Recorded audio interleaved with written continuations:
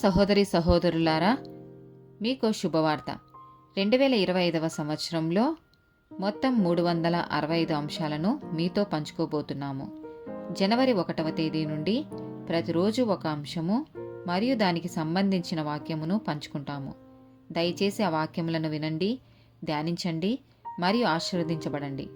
దయచేసి సబ్స్క్రైబ్ చేయండి మరియు మీ స్నేహితులతో పంచుకోండి. ధన్యవాదాలు.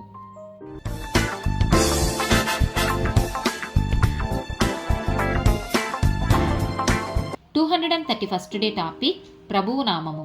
సామెతల గ్రంథము 18వ అధ్యాయము 10వ వచనము. యెహోవా నామము బలమైన దుర్గము, నీతిమంతుడు అందులోనికి పరిగెత్తి సురక్షితముగా నుండును. కీర్తనల గ్రంథము 20వ అధ్యాయము 7వ వచనము. కొందరు రథములను బట్టియు కొందరు గుర్రములను బట్టియు అతిశయపడుదురు. మనమైతే మన దేవుడైన యెహోవా నామమును బట్టి అతిశయపడుదము. యోవేలు గ్రంథము 2వ అధ్యాయము 32వ వచనము. యెహోవా నామమును బట్టి ఆయనకు ప్రార్థన చేయు వారందరూ రక్షింపబడుదురు. అపోస్తల కార్యములు 4వ అధ్యాయము 12వ వచనము.